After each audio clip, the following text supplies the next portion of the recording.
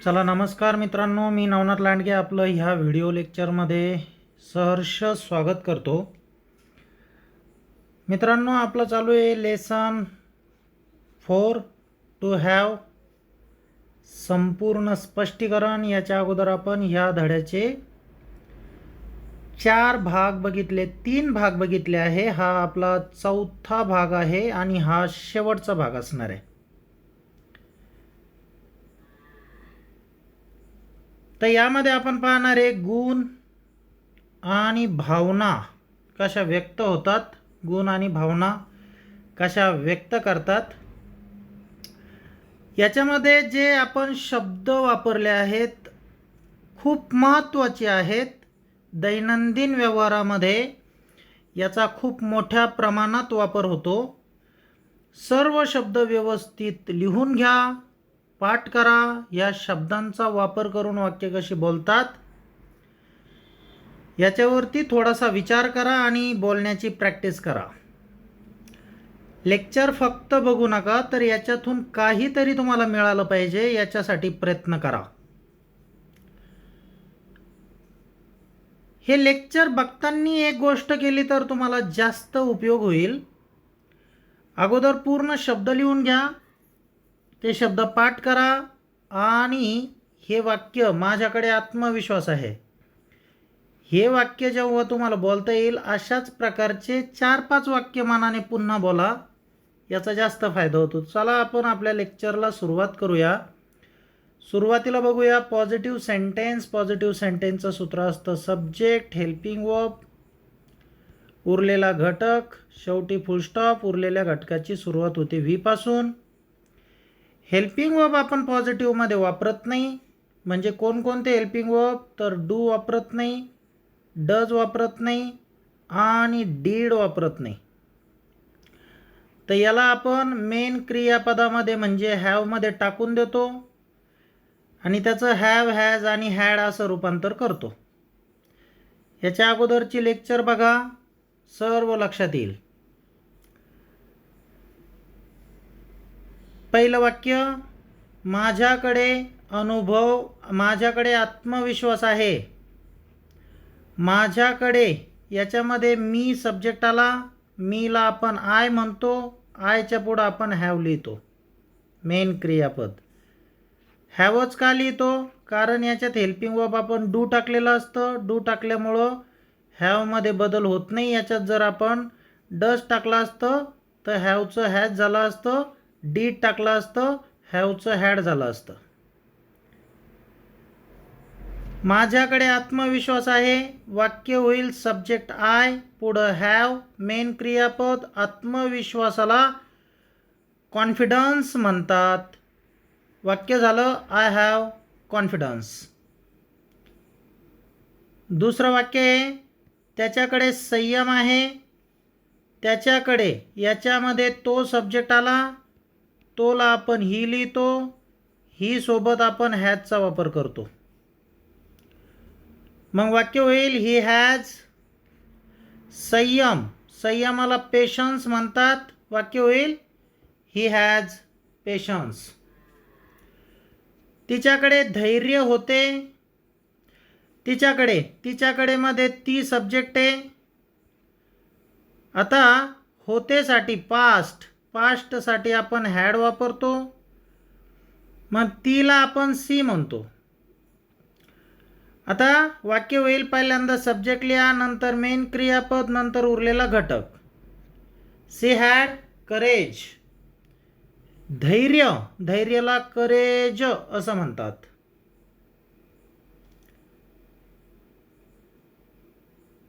समोरचं वाक्य, आमच्याकडे भरपूर वेळ आहे.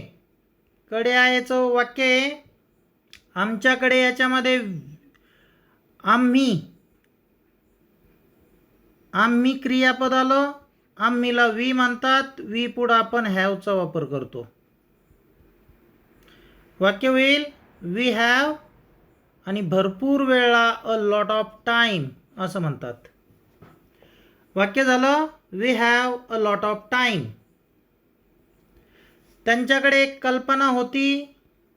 त्यांच्याकडे त्यांच्याकडे मध्ये ते सब्जेक्ट आला, तेला दे म्हणतात.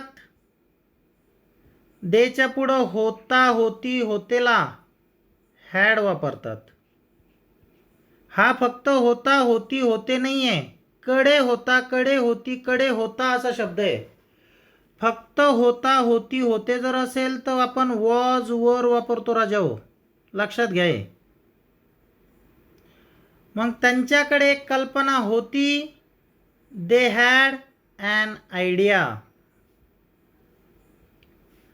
माझ्या भावाला शंका आहे. माझा भाऊ. माय ब्रदर येईल. हे झालं नाऊन. माय ब्रदर. आता नाऊन पुढं कडे आहे साठी हॅज वापरतात, नाऊनसाठी. मग वाक्य होईल माय ब्रदर हॅज अ डाऊट. शंका, डाऊट म्हणतात. वाक्य झालं माय ब्रदर हॅज अ डाऊट. त्या माणसाला एक प्रश्न आहे. तो माणूस, दॅट मॅन, कडे आहे, हॅज. एक प्रश्न, अ क्वेश्चन. वाक्य झालं that man has a question. तिच्याकडे आशा असेल. आता इथं तिच्याकडे म्हणा, तिला म्हणा, काही फरक पडत नाही. वाक्य सहसा आपण म्हणतो तिला आशा असेल. मग तिला आशा असेल, पहिल्यांदा सब्जेक्ट लिहा सी, कडे असेलला विल हॅव, उरलेला घटक hope. She will have hope.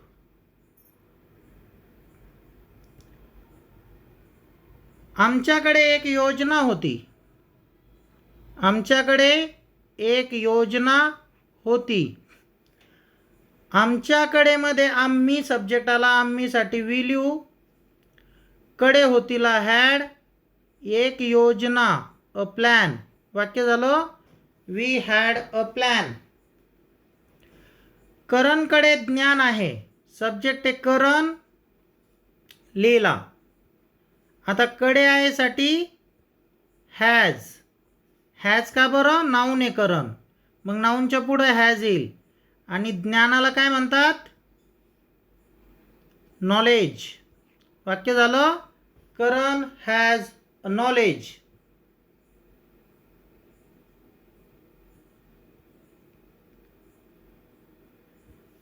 समोरचा भाग आहे नेगेटिव्ह सेंटेन्स. नेगेटिव्ह सेंटेन्स एकदम सोपं आहे. नेगेटिव्ह सेंटेन्स करताना पहिल्यांदा सब्जेक्ट लिहायचा, नंतर हेल्पिंग वर्ब, नंतर नॉट. तुम्ही हेल्पिंग वर्ब आणि नॉट एकत्र करू शकता. समोर उरलेला घटक, शेवटी फुल स्टॉप. उरलेल्या घटकाची सुरुवात व्ही पासून करतात. आता इथं फक्त हॅवच येईल. हॅव, हॅज, हॅड येणार नाही. का नाही येणार? कारण आपण हेल्पिंग वर्ब स्वतंत्र लिहिणार आहे. आता इथं माझ्याकडे अनुभव नाही. नाही आहे म्हटलं तरी चालतं. माझ्याकडे अनुभव नाही. माझ्याकडे मध्ये मी सब्जेक्ट आहे. मीला आय म्हणतात. आय पुढं डू वापरतात. डूच्या पुढं नॉट. आता हे डू आणि नॉट एकत्र केलं डोंट होईल. वाक्य झालं I don't have experience. Experience म्हणजे अनुभव. त्याच्याकडे कौशल्य नाही. कौशल्य नाही आहे असं म्हटलं तरी चालतं. आता त्याच्याकडे मध्ये इथं सब्जेक्ट आला तो. तो सोबत वापरतात डज. डजच्या पुढं नॉट. डज नॉट एकत्र करून लिहिलं डझंट. मेन क्रियापद बदलणार नाही. वाक्य होईल he hasn't, sorry, he doesn't have talent. कौशल्य टॅलेंट म्हणतात.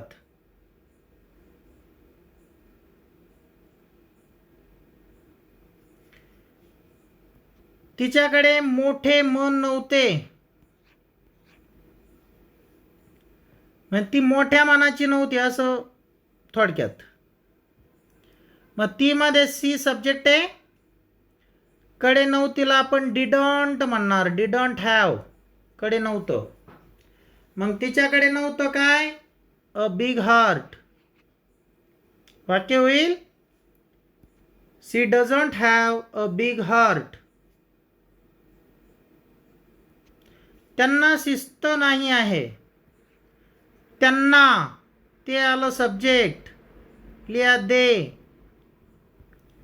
देच्या नंतर डू. डूच्या नंतर नॉट. डू नॉट एकत्र करा आणि डोंट लिहा. वाक्य होईल they don't have discipline. Discipline म्हणजे शिस्त. हे सर्व शब्द दिलेले आहेत. पाठ असतील तर वाक्य सोपे जातील, नसतील तर पाठ करावे लागतील.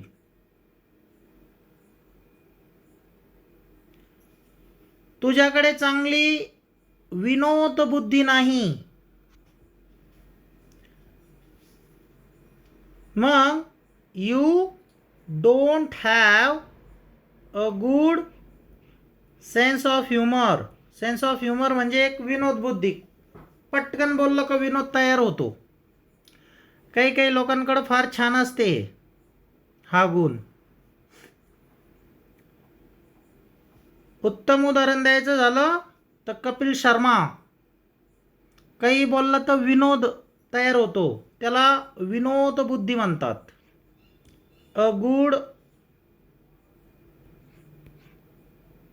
Good sense of humour. मग वाक्य करायचं you don't have a good sense of humour. तुझ्या भावाकडे नेतृत्व गुण नाहीत. तुझा भाऊ झाला सब्जेक्ट. कडे नाहीतला डोंट हॅव. Doesn't have. आता इथं डझंट हॅव का लिहिलं? कारण युअर ब्रदर नाऊन आहे. नाऊन सोबत डज वापरणार. डजच्या पुढं नॉट आलं म्हणून डझंट झालं. Your brother doesn't have leadership skill. नेतृत्व गुण. नेतृत्व लीडर. नेतृत्व गुणाला लीडरशिप स्किल म्हणणार. वाक्य होईल your brother doesn't have leadership skill.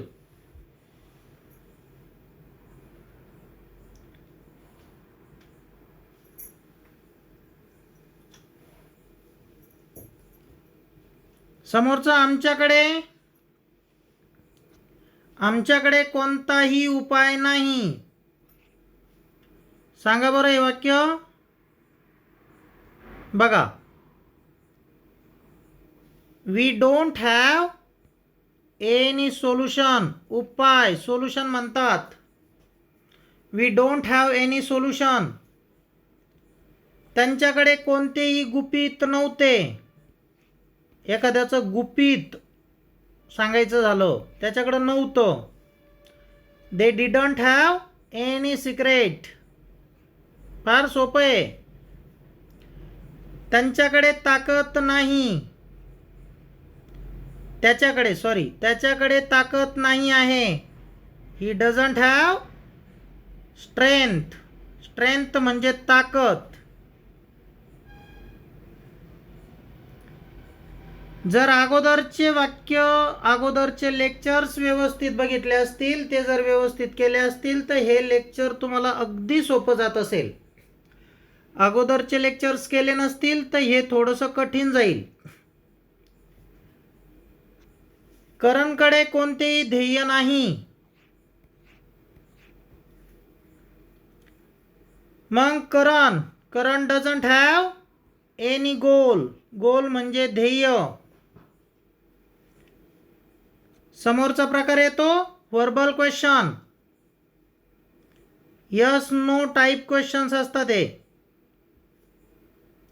Verbal question करताना पहिल्यांदा आपल्याला हेल्पिंग वर्ब लिहावं लागतं, नंतर सब्जेक्ट नंतर उरलेला घटक शेवटी क्वेश्चन मार्क द्यावाच लागतो.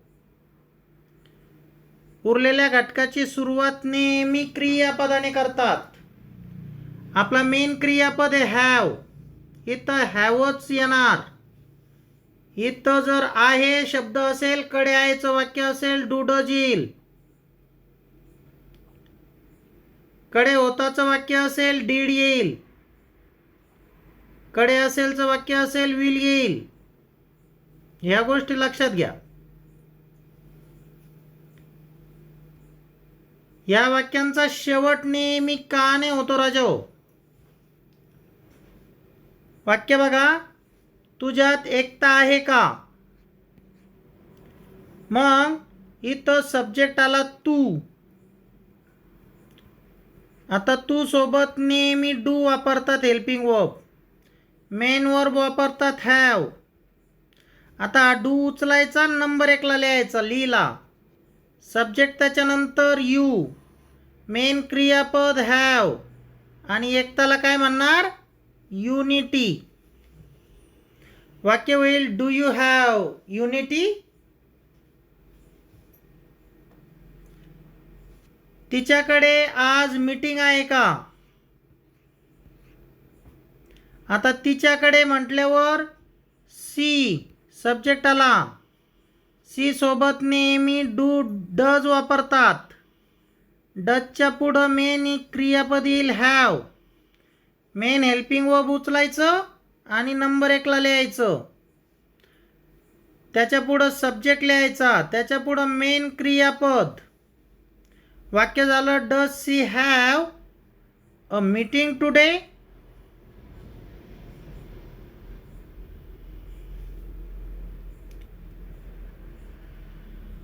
तुला स्वातंत्र्य नाही आहे का. आता इथं बघा, इथं सब्जेक्ट आला तू. तुला यू म्हणणार. त्याच्यानंतर यू सोबत आपण घेणार डू. नाही आहेचं वाक्य नॉट घेणार. मेन क्रियापद असणार आहे आपला हॅव. आता वाक्य कसं लिहिता येईल बघा आपल्याला. डू यू नॉट आणि मग हॅव घेणार. Do you not have freedom. वाक्य असं येईल do you not have freedom. पण बऱ्याचदा काय करतात, हा नॉट घेतात आणि या डू मध्ये टाकून देतात आणि वाक्य करतात डोंट यू हॅव फ्रीडम. त्याच्याकडे क्षमता नाही आहे का. त्याच्याकडे क्षमता नाही आहे का. त्याच्याकडे म्हटलं ही येईल सब्जेक्ट. ही सोबत डज वापरणार. नाहीचं वाक्य नॉट घ्या. हे दोन्ही एकत्र करा, नंबर 1 ला लिहा. Doesn't he have potential. Potential म्हणजे क्षमता. फार सुंदर सुंदर शब्द वापरलेले आहेत. फार उपयोगी शब्द आहेत. तुझ्याकडे पर्याय नव्हता का. तुझ्याकडे म्हटल्यावर यू सब्जेक्ट येईल.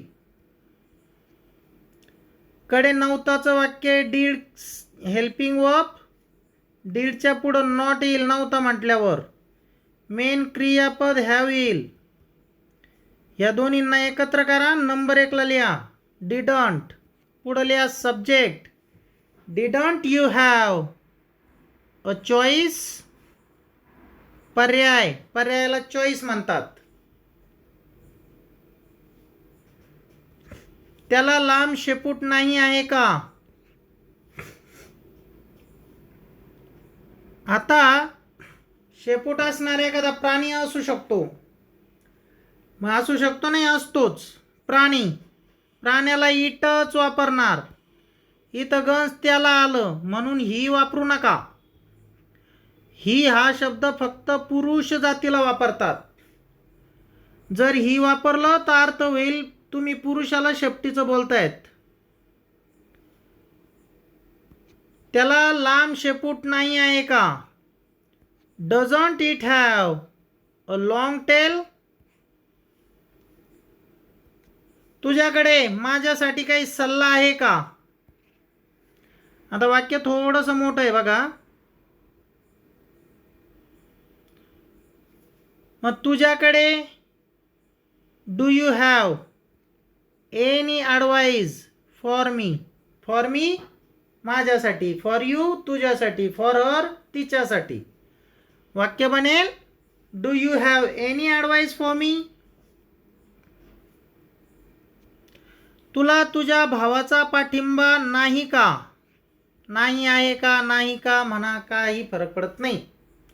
तुला तुझ्या भावाचा पाठिंबा नाही आहे का? डोंट यू हॅव तुला नाही आहे का युअर ब्रदर्स सपोर्ट? मग तुला तुझ्या भावाचा पाठिंबा नाही आहे का? Don't you have your brother support? तिच्याकडे उत्तम व्यक्तिमत्व नाही आहे का?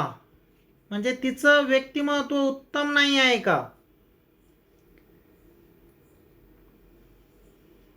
तर कसं म्हणणार? Doesn't she have a great personality?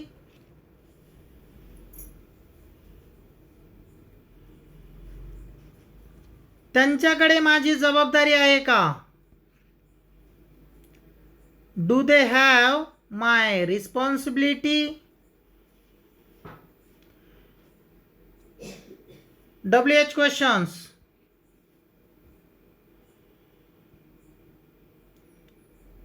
कसे करणार? पहिल्यांदा WHचा शब्द लिहायचा, नंतर हेल्पिंग वर्ब लिहायचा, नंतर सब्जेक्ट लिहायचा, नंतर उरलेला घटक शेवटी क्वेश्चन मार्क. उरलेल्या घटकाची सुरुवात व्ही पासून करायची. नेगेटिव्हचं असेल तर इथं हेल्पिंग वर्ब आणि याच्यामध्ये नॉट टाकून डोंट लिहायचं, डझंट लिहायचं.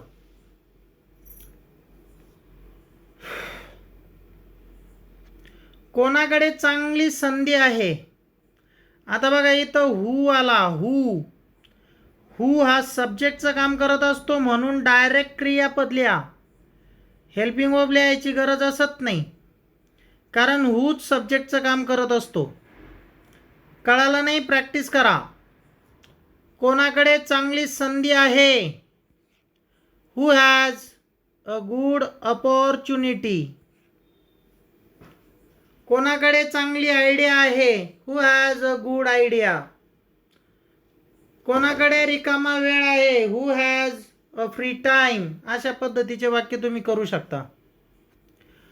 कोणाकडे चांगली संधी नाही आहे? आता इथं who doesn't have a good opportunity?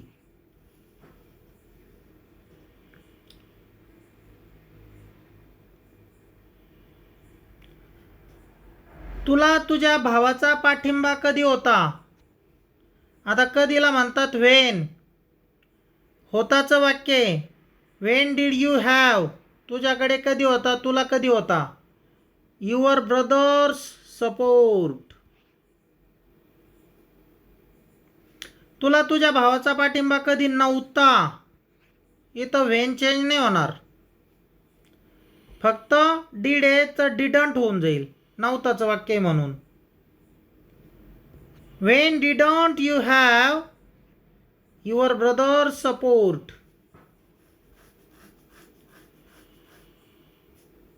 तुला याबद्दल अनुभव का नाही? काला व्हाय म्हणतात. बघा वाक्य आता.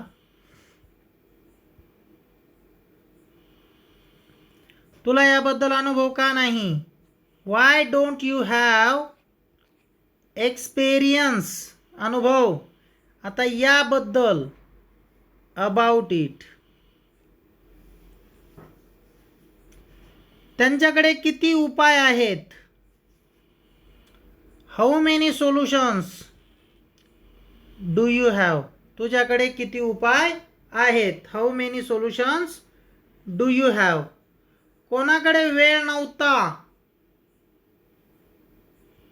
बघा, हू डिडंट हॅव टाईम. डिडंट नव्हताचं वाक्य म्हणून. समोरचं, या धड्याबद्दल तुला प्रश्न का नाहीत. कायला व्हाय म्हणतात. मग तुला का नाही आहेत. Why don't you have. काय नाही आहे, प्रश्न नाही आहे. Questions about this lesson. या धड्याबद्दल, या धड्याविषयी. Why don't you have questions about this lesson. या धड्याबद्दल तुझ्याकडे कोणत्या प्रकारचे ज्ञान आहे. कोणत्या प्रकारच्याला म्हणतात व्हॉट काइंड ऑफ. मग what kind of knowledge do you have about this lesson. या प्रश्नाचं उत्तर कोणाकडे. या प्रश्नाचे उत्तर तुझ्याकडे का नाही आहे. का तुझ्याकडे का नाही आहे. Why don't you have. काय नाही आहे, उत्तर नाही आहे. And answer. या प्रश्नाचे, चाची चेला ऑफ लिहितात, आपला प्रेपोजिशनचा भाग आहे. सध्या याच्यावरती बघा, ऑफ दिस क्वेश्चन्स. मग वाक्य होईल why don't you have an answer of this question. Of this question, sorry this म्हटलं का मी. या प्रश्नाचं उत्तर तुझ्याकडे का नाही आहे. Why don't you have an answer of this questions. तर मित्रांनो, हा होता आजचा पाठ. इथं आपला 4था धडा पूर्णपणे संपला आहे. आपण हे धडे का घेतोय, मग हे आपल्याला कळायला पाहिजे. आपण हे का शिकतोय, मी एवढी तळमळ का करतोय, तुम्ही तुमचा एवढा अमूल्य वेळ खर्च करून हा व्हिडिओ का बघताय. तर हे जे आपण शिकलो, याचा उपयोग करून आपल्याला आपलं दैनंदिन जे जीवन आहे ते सुकर करता यावं म्हणून. म्हणजे ह्या ज्ञानाचा वापर आपल्याला आपल्या दैनंदिन व्यवहारात करता आला पाहिजे. आपल्याला हे जेवढं 4 प्रकरणाचं नॉलेज आलं किंवा आपण हे जे 4 प्रकरणं शिकलो, ह्या सर्व प्रकरणांचा वापर करून आपल्याला इंग्लिश बोलता येतं का नाही, ते बघणंही तितकंच महत्त्वाचं आहे असं मला वाटतं. मग याच्या पुढचं जे लेक्चर असणार आहे, आपला सराव असणार आहे. चला इंग्लिश बोलण्याचा सराव करूया. मी तो सराव प्रत्येक प्रकरण झालं की एक लेक्चर त्याच्यावरती घेतलं आहे. प्लेलिस्टमध्ये जाऊन तुम्हाला ते फोल्डर भेटल, तुम्ही बघू शकता. आता याच्यानंतर आपलं समोरचं लेक्चर आपण तेच घेणार आहे. मागील पूर्ण प्रकरणांचा वापर करून आपण काही सेंटेन्स तयार करूया आणि ती आपल्याला बोलता येतात का नाही ते थोडंसं आपण एकदा चेक करूया. बोलता आलं उत्तम, नाही बोलता आलं त्याहून उत्तम. मी असं का म्हटलं, कारण तुम्ही पुन्हा वाचणार, पुन्हा अभ्यास करणार, थोडंसं सिरियस घेणार. म्हणजे आपली पातळी आपल्याला कळाली की आपण थोडंसं खडबडून जागी होतो. हे व्हिडिओ ऐकणारे, बघणारे, तुमच्यात एक जिद्द आहे. तुम्ही पेटून उठलेले आहात, म्हणूनच तुम्ही एवढा वेळ याच्यात गुंतवत आहात, यासाठी खर्च करत आहात. मला माहिती आहे आतापर्यंत तुम्ही जेही केलं असेल ते अगदी मनापासून केलं असेल आणि तुम्हाला हे सर्व नॉलेज आलं असेल. उद्याचंही लेक्चर तुम्हाला सोपं जाईल याची खात्री आहे. तर चला भेटूया समोरच्या लेक्चरमध्ये. तोपर्यंत काळजी घ्या, स्वतः अभ्यास करा, इतरांना तुमच्या काय म्हणता येईल, असो, जास्त वेळ घेत नाही. चला, धन्यवाद.